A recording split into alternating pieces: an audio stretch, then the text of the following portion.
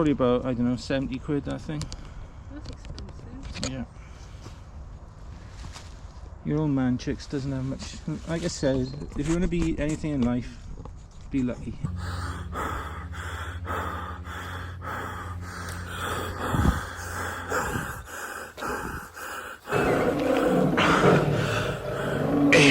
During the meanwhilest. No. Well, good morning. It's Dexter and me, and my other pup. And I don't normally get to say good morning much. Come on, Dex, please. We're in a rush. Come on. Oh, he's tangled again. How does he do it? Yeah. So as I said, yeah, I don't normally see early mornings. One of the main components of my condition is chronic fatigue, which means I'm usually in bed quite early and up quite late. So I don't get to see, you know, early mornings very often. But this morning, hang on, I got a duck under. Oh god. This morning I had to get up early. I had something I had to do early this morning, and yeah, I woke up to this magic scene. But unfortunately, because I had an errand I had to run, I couldn't get out straight away. So now it's a race against the rising or lifting mist to get an image down in the local patch of woodland. And already I can see the fog is is lifting. Oh well, hopefully if I can't get an image today, conditions will be similar tomorrow morning, and I'll force myself out of my bed. But for now, you know, let's remain fingers crossed and see. Yeah, it's typical, isn't it? It's typical. I've got to where I want to take an image, and it's all but gone. You can't make it up, can you? You really can't make it up. Oh well, I'm going to take an image anyway. It's not what I was hoping for, obviously, but oh well. Better than nothing. I'm out now, so I'll take a picture. The disappointment in my voice is palpable.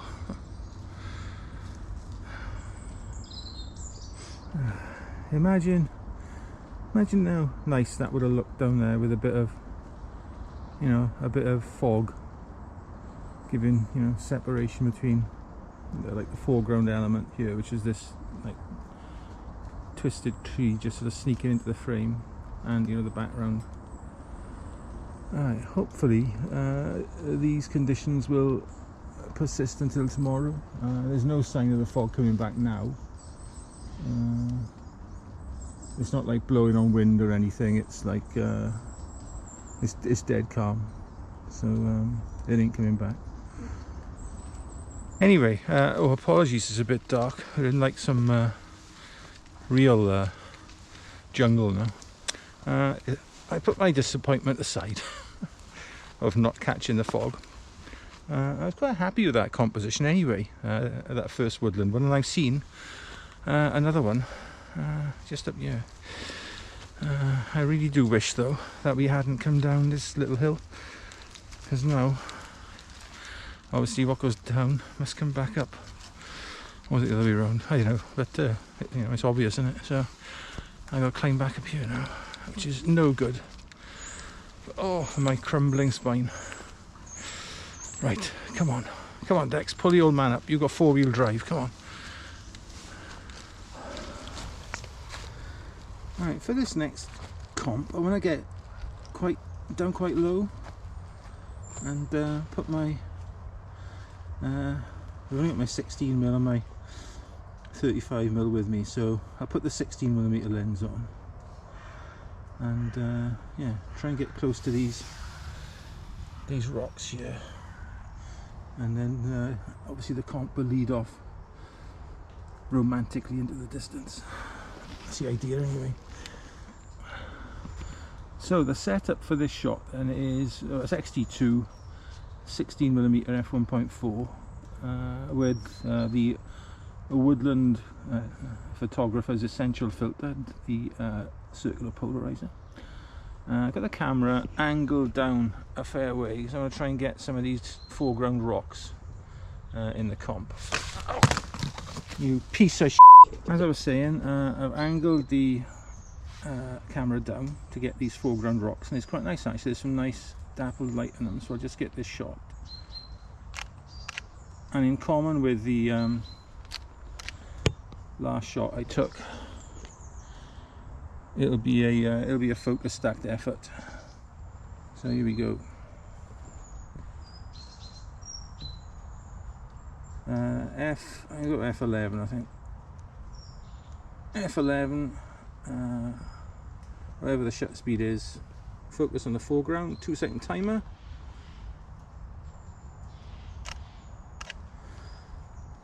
Focus on the midground. Again, 2-second timer. And then last shot.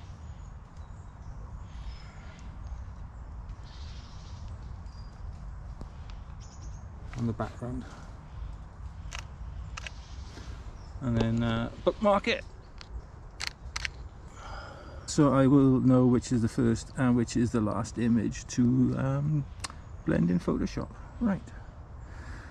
Let's pack up and try and find a third woodland scene to go with these first two. There's a lovely cluster of mushrooms here, and they're called funeral bells. Yeah. Funeral bells.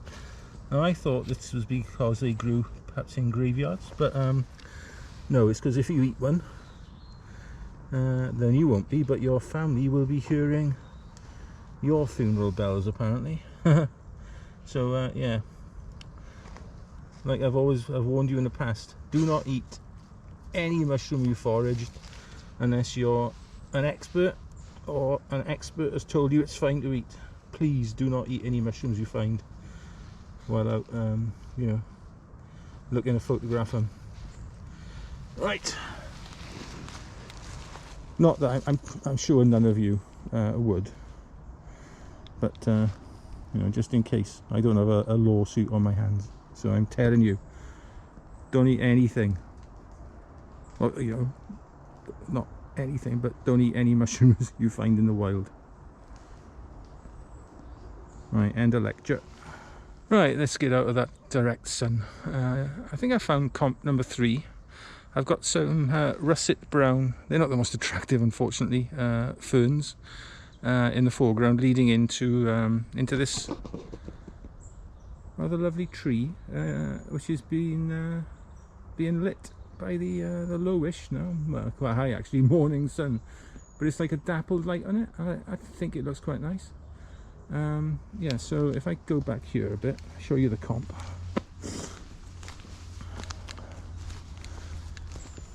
I'll try and get some of these ferns in the foreground. Oh, they aren't the best, are they? Let's be honest. Perhaps I'll try and find something a little bit better to stick in the foreground.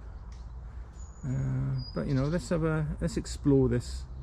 This will be my third comp, so let's do a little bit of exploration and see what we can see. Well, I think in the end I'm not going to bother with the ferns. They really are very unattractive and add nothing. So I'm going to try and get one of this tree here, this first tree, with obviously the rest of the woodland going into the background. Now the important thing here is to get some separation between that tree there and this one. I don't want, there's like a knobbly bit there, and I don't want that interacting with the tree behind in any way. So it's not unduly complex, it's just something to look out for. Otherwise you're not going to see that shape of the tree. And also I need to get down reasonably low because I don't want it to interact with the little tump either behind. I want to be able to see that shape. So let's get cracking. I think this is probably going to be a standard lens, so 35mm, 50mm full frame equivalent. Yeah, let's have a little look. Okay. Dexter is fascinated by something up in that tree. He's been looking up there for the last 5 minutes, chicks, and sort of very purposefully pointing. Dex, Dexy.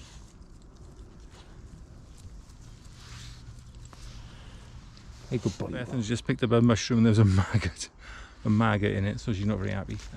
Anyway, that is it for this desperately unlucky morning. You know, a local patch of woods. Unlucky on 2 counts. Firstly, we didn't catch any mist or fog. Literally in the, I don't know, 10 minutes it took for me to stumble my way down here, it had burnt off. You really can't make it up. Anyway, hopefully it'll be misty or foggy again tomorrow, and I'll try and get up really early then and come down here. But the second bit of bad luck we had was my tripod, even though it was on its like lowest setting, fell over, and I cracked my circular polarizing filter. Obviously it could have been worse. If I hadn't had the filter on there, it would have you know, cracked my 16mm lens. I would have been crying all the way to the insurance claim. Anyway, that is us done. So stay tuned for the images at the end, and stay safe, stay well, look after yourselves, your loved ones, and your little monsters. Look after them too, be human ones or, you know, canine ones. And yeah, just be nice, okay? And we'll see you on the ice. All the best. Bye bye. Oh, why you look so sad? The tears are in your eyes. Come on and come to me now. Don't be ashamed to cry. Let me see you through, 'cause I've seen the dark side too. When the night falls on